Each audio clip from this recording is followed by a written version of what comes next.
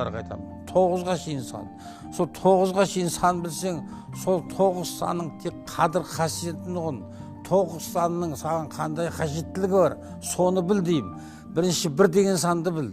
Бір деген сан бір Алла деген сөз. Сен бір Алланың құлысың. Міне бір Алланы білсең, Алла сені жарылқайды.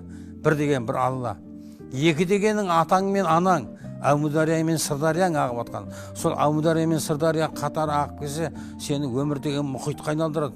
Сол мұхитқа сен қайық саласың. Сол қайықты ұрпақтарың есіп сені махаббаттың мұнарасын тұрғызып, сол махаббаттың мұнарасынан қарап отырасың. Аллаға шүкір ата-анама деп. Бұл ек. Үшті біл деймін. Үш жұртың ғой, үш деген. Үш деген сан қазақ үшін қасиетті. Неге ол? Үш жұртың. Өз жұртың, нағаш жұртың, қайын жұртың. Кейбіреулер 300 қожа төре бірде жоқ. Сен үш жұртың деп айтамын. 4 деген сенің 4 құбылаң, және 4 қасиет нәрсені біл. Меккеге бар. Қаланың мықтысы Мекке. Қажылыққа бар Меккеге. Шама келді ма? Ал Құранды біл. Кітаптың мықтысы Құран. Және де әңгімеге керек болса, уағыз тыңда. Уағыздан артық әңгіме жоқ. Ал енді жақсы төсеніш керек болса, жайнамаз. Міне жайнамазын төсеніш қылсаң, уағызды кітап қылсаң, Құранды кітап қылсаң, уағызды нақыл әңгіме қылсаң, Меккені маңдайың әттіреп, барып қайтам деп, Мекке қаласына барам деп, қажылыққа бет бұрсаң, осы 4 деп айтамын. 5 дегенің, жаңағы 5 парызың, 5 уақыт намазың, Абай айтпақшы, 5 жақсы іс, 5 жаман іс, осын жаттап алсаң, 6 дегенің 6 алашың, басқа еш нәрсе емес. 6 алашыңды білсең, қазағыңның намысын ойлайсың, қазағыңның ділін, тілін, дінін сақтайсың. 6 деген сол, 6 деген деп сөйте беретем.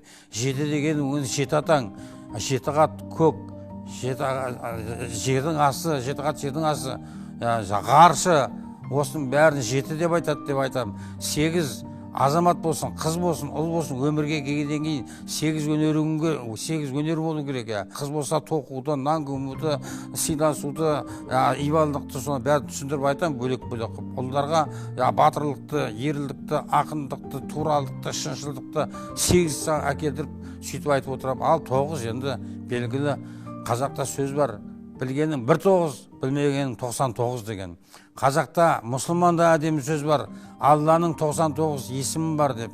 Және де әдемі бір әкенің батасы бар. 9 жолдың тоғырағынан келген қонаққа құрметің көрсетіліп, 9 жолдың тоғырағынан келген қонақ сені 90-ға шейін құрметтейтін болсын деп. Атаның сөздері бар.